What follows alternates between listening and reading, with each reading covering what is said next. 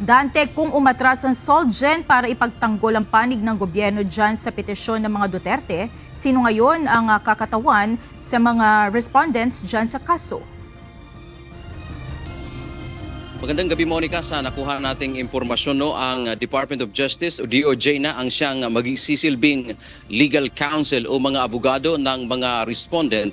At inaasahan din natin na ngayong araw ay mayroon silang isusumite sa Korte Suprema. Ang hindi pa lamang malinaw sa atin, Monica, kung ano yung kanilang isasubmit sa Supreme Court, kung ito na ba yung komentaryo doon sa hinihiling na komentaryo ng Supreme Court sa habeas petitions ng magkakapatid na Duterte.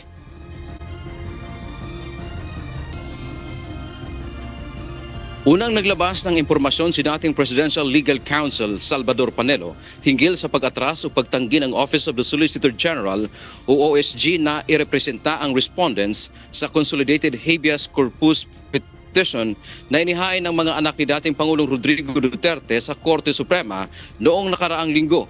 Hiniling ng magkapatid na Mayor Baste, Congressman Pulong Duterte at Kitty Duterte sa korte na ibalik ang kanilang ama sa bansa at ito ay palayain. Sa halip na sumagot sa kautusan ng korte hinggil sa petisyon, naghain kanina ng manifestation at motion ang OSG na nagsasabing ayaw nilang maging abogado ng pamahalaan o mga respondent.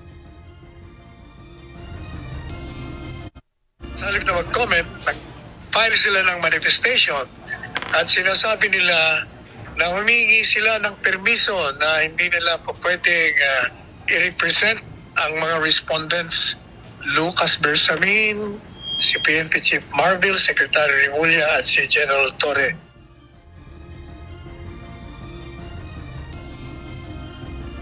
Sabi ng OSG, March 17, 2019 ay naging epektibo ang pag-atras ng Pilipinas sa International Criminal Court o ICC. Dagdag pa nito, hindi admissible ang panahon. Kaya walang obligasyon o walang obligasyon ng Pilipinas na makipagtulungan o kilalanin ang anumang proseso galing sa ICC pagkatapos na maging epektibo ang pag-atras ng bansa sa Rome Statute. Binigyang diin pa ng Office of the Solicitor General dahil sa matatag nitong posisyon na wala ng jurisdiksyon ang ICC sa Pilipinas at gumagana naman ang investigative, prosecutorial at judicial system ng bansa.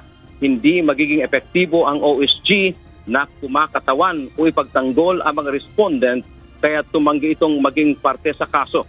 Kaugnay nito, naniniwala naman si dating Presidential Legal Counsel Salvador Panelo na makatutulong ang pagtanggi ng OSG na maging abogado ng respondents sa kaso ng dating Pangulo sa ICC. Tamaan niya ang ginawa ng OSG na huwag ipagtanggol ang gobyerno sa illegal na ginawa nito.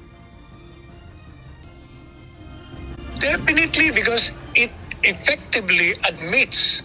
Sinasabi na nga nila, posisyon ho namin, walang jurisdiction ng gobyerno ay ang ICC sa ating gobyerno, sa ating bansa. Kung ikaw naman nga naman ang abogado, publicly, officially, yun ang posisyon mo.